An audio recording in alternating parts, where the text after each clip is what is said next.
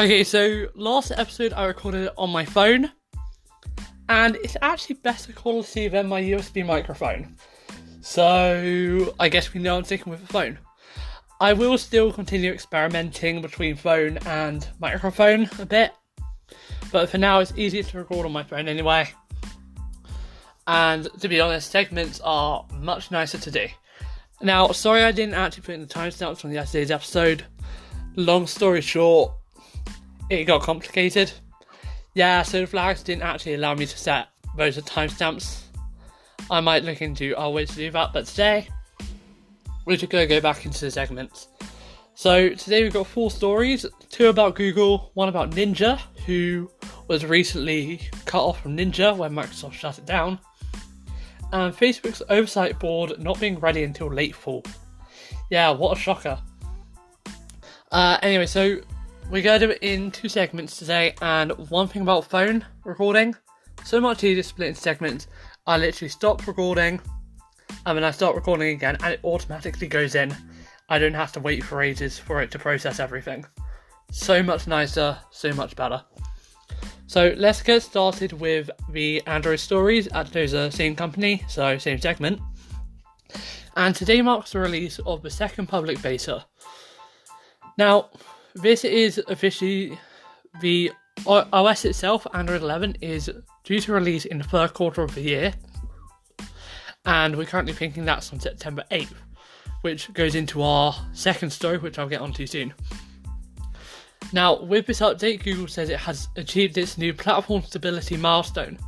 So, from the perspective of an app developer, the OS shouldn't change much between now and its final release. However, Google has not added any new user-facing features as part of the newest beta. So if you want to work on a compatibility update for an Android 11 app, you can do it without worrying that it will change between now and the final release. Now, the official release timeline states that there should be one more beta version next month, which is intended to be a release candidate. The final release, as already stated, could be coming on September 8th. Now, if you want to try the latest beta for yourself, it's available on the Pixel 2, 3, 3A and 4. You can enroll in the beta on their website, and if you want a direct download for it, then that is also available. As for people who want a rundown of all the new features you can expect from Android 11, I do have another video on that, and I will release another video when all of the betas are over and the features have officially been released. Also, if you're wondering how I'll be able to do that considering I don't have an Android 11 compatible phone, and probably won't for a while, AOSP releases come out pretty quickly, so I'll just try slapping on one of those to my old Nexus 5X. But anyway, I will try and do my best to get a thing out as soon as I can. I'll probably just go based off of what I know, unless I manage to get my hands on a Pixel for my upgrade, but that doesn't seem too likely. It depends on the price.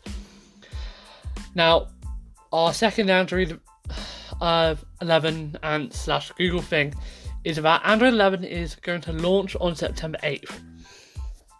So that means that Pixels will be getting it on September 8th, and everyone else will get it a year later.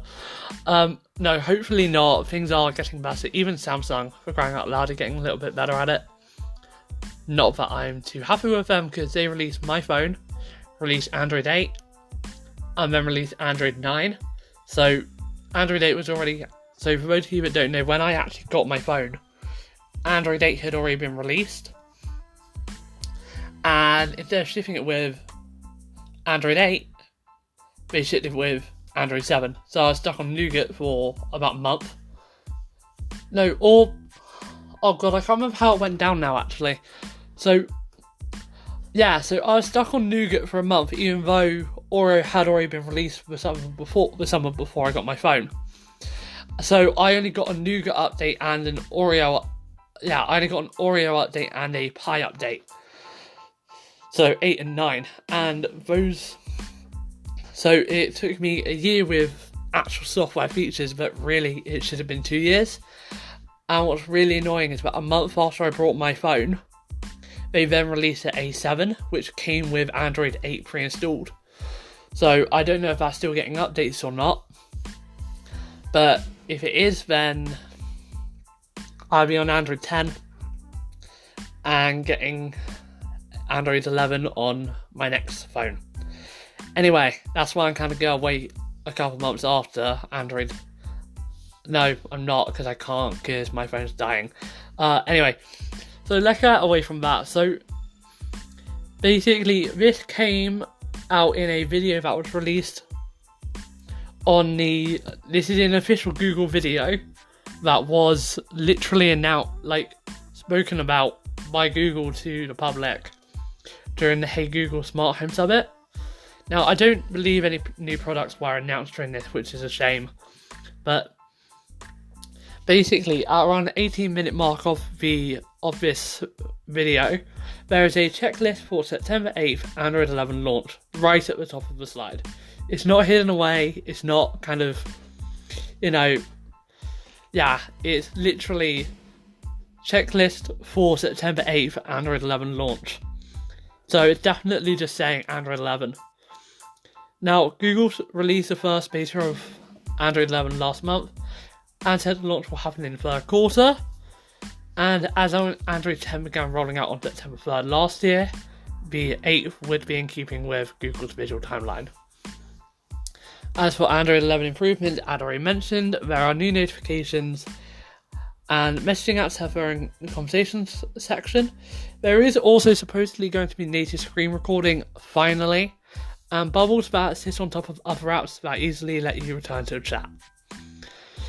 Media controls have been redesigned, and the menu that appears when you hold down the power button does a lot of different things.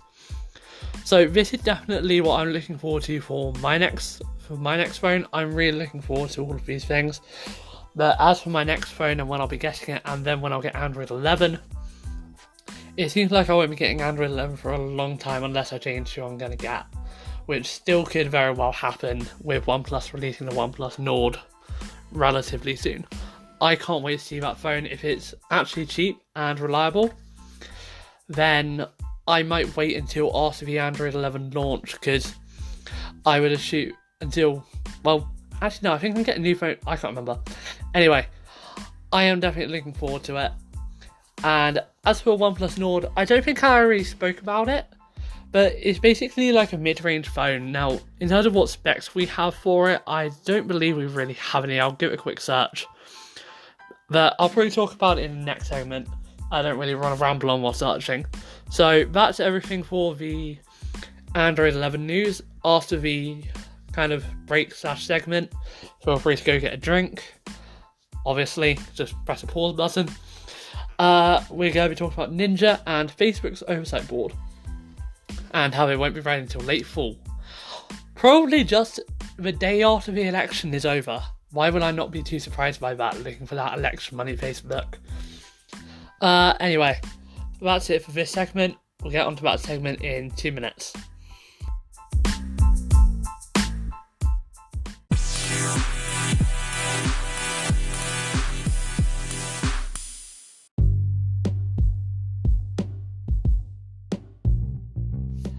Okay, so it's official. The OnePlus Nord, which I did just mention, is actually being announced on July 21st, and that was announced by the company yesterday. And it's initially due for release in Europe and India.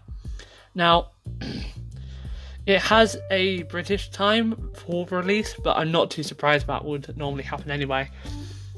So as for whether it will come to the United Kingdom in time for me to get a new phone, I'm not sure. I could probably go a couple of months if it was, say, meant to come out by the end of the year. But it's going to be sub $500, so definitely good in terms of pricing for me. And it's coming from OnePlus. Now, for those of you who don't know OnePlus, they're a very respectable company in terms of these sorts of phones for cheap but reliable phones. However, they did recently kind of leave the market very briefly because they're now returning. And the reason that they left is because the specs were getting higher and they were getting harder to keep low. However, we have an idea of what form the Nord will take, because official announcements and unofficial leaks, as well as confirming its name, have been released by OnePlus. Now, The phone will have a Snapdragon 765G 5G processor and cost less than $500, as previously mentioned. Now, an early prototype was briefly shown in a video from OnePlus, and it appears to have dual selfie cameras contained within a hole punch notch. So in terms of your cameras, you shouldn't really be expecting to get a lesser experience, even with the display. To be honest, with Samsung releasing its sub $500 phones at that sort of pricing, with that sort of display, I wouldn't be expecting it, as OnePlus have always been a very good value champion in my opinion. So definitely good to see that kind of thing. The rear of the device has also been shown, though with a vertically orientated camera bump on its left hand side. Now, I think by on the left, I think that means in a normal spot, so when you're looking at it from the back straight on the left. Also, unofficial reports suggest there will be a 6.55 inch OLED display with a 90Hz refresh rate. That's definitely good to be seeing on a sub $500 phone. As well as 6GB of RAM, 128GB of storage, and 4,300 mAh battery with 30W fast charging. So I'm not really seeing what I'm looking down on as a step down here. I mean, you know, it's not the most amount of storage, but it's enough for a phone, really, and I can just pop an SD card in, so that's fine. As for anything else, really, there's not much to expect of OnePlus Nord. It's definitely looking like it's going to be a value champion. OnePlus have always kind of been known as a smartphone, as the flagship killers. People are saying we've done away with the name. They are still below most other flagships and trumping the ones that they're not below. Now, as for obviously main stories that I was actually kind of preparing to do today, Ninja has started streaming on YouTube after Microsoft shut down Mixer even. So the biggest name in streaming is heading to YouTube, or one of the biggest names I should say is heading to YouTube. So Tyler Ninja Blevins has started streaming on Google's platform, he teased this earlier today in a tweet, as he started this alongside Dr. Lupo, Tim the Tapman and Courage. Now, we don't know if this is an exclusive deal or if Ninja will go on to other platforms such as Twitch as well, but today's stream was his first ever on YouTube. Now, this is quite a surprise to even be seeing these people going to other places, as Microsoft suddenly just announced it was transitioning from Mixer to Facebook Gaming in literally a day. Now, streamers who had signed exclusive deals with Microsoft, which includes not only Blevins, but also names like Shroud and Ewok, aka Michael Grosset, I can't remember. I can't pronounce his name. Shroud and Ewok. Anyway, they were given the option to either move to Facebook or shift to another platform altogether. Now, when Blevins moved to Mixer, he set off a shift in the streaming industry. Platforms like YouTube, Facebook and Twitch scrambled for top-tier talent on exclusivity deals, and Ninja's viewership actually declined significantly after moving away from Twitch. His cultural presence did grow though, as during his Mixer period, he launched an apparel line with Adidas and became the first streamer to have their own Fortnite skin, as well as other ventures. So, you know, it's not like he did badly for himself on it, and it ended up working in his favour. But I'm interested to see how YouTube goes. YouTube is, it's the biggest VOD service going, really. So, you know, let's see how it goes. I personally hope it goes well for him. He's had to make quite a shocking decision, I think, with that. So let's just hope he can pull it off. And Facebook, in a surprise to hopefully no one, I'm definitely not surprised by this, the oversight board has said it won't be ready until late fall.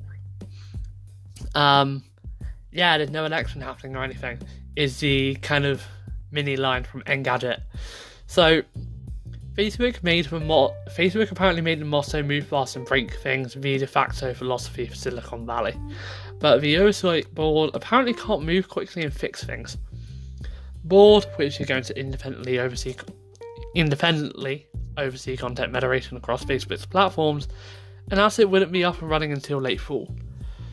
most likely after the 2020 US presidential election, which a lot of people were hoping the Oversight Board would help with. Now, they don't expect the board to regularly share opinions outside of our decisions on content and policy recommendations to Facebook, and their focus is on building a strong institution that will deliver concrete results over the long term. Now, Facebook actually held its own audit regarding civil rights and hate speech today. So the board announcement's quite disappointing for anyone who hoped for stronger content enforcement. And in 2017, Facebook was well aware of Russian meddling long before the 2016 election began, but did little to stop those efforts. Zuckerberg really didn't handle Donald Trump's tweets around May's Black Lives Matter protest, as he stuck with a hands-off approach. Facebook allowed posts that Twitter chose to hide, claiming that being glorified violence. Now, more recently though, Facebook has pulled Trump campaign ads because they violated the company's hate speech policy, so they're willing to start pushing back against notable figures, but not much. And there's a widespread advertiser boycott called #Stop Hate for Profit, which Verizon has also signed, which is Engadget's parent company.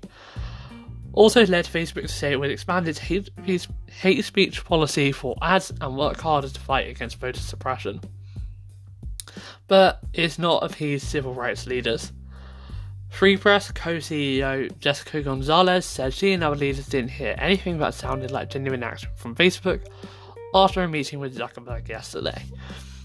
Now, instead of committing to a timeline to root this out, the company's leaders delivered the same talking points to try to placate us without meeting demands. They are apparently going to expand the boycott until Facebook takes the demand seriously. Now, the Oversight Board has a potential to dramatically change how the company handles its content, but we don't know whether it will be ready in time for when Facebook needs it most. So, it's kind of one of those, hey, we're coming, but not when you need us, sort of things. It's like when, say, hey, I'm on the way to the party, but then the party already ended 10 minutes ago when you leave, sort of thing. It's one of those things where you should have been there from day one. But no, because, Facebook didn't need independent oversight when it first launched. Understandably, these things were not hate speech being unheard of, but the fact that the press, they were being asked to monitor themselves ever more presently, and social media itself was relatively unknown for years. But this still should have been in place a long time ago, I do believe. So that is kind of absolutely everything. And oh my god, I just remembered, I was actually going to do the Facebook part in a different segment, because I had some different background music I wanted to use for it. It was a bit more kind of dramatic in a way, just to make it show my disappointment in this, but you know what? I got better audio quality on my phone somehow than a proper microphone, so yeah, that microphone was kind of a waste. No, I'm joking, it was definitely not a waste, but anyway, yeah, that's it for today's episode. It's in segments, so if you are listening on the Anchor app, which to be honest I don't advise doing, I'm not going to lie, Anchor's great for recording podcasts, and of course if you need a podcast, then just go on to Anchor and start making. I've been making one for the last 26 days or so. Yeah, I've done one every day, so for the last 26 days, almost 1 month. And I can tell you, Anchor is definitely a good place to go from. Can't believe we're already on 26 episodes, that's insane. Yeah. For 1 month, here we come. Yeah. So, anyway, that is everything for today's episode. This is Dan Out Digital World. My name's Luke, and I will see you in tomorrow's episode.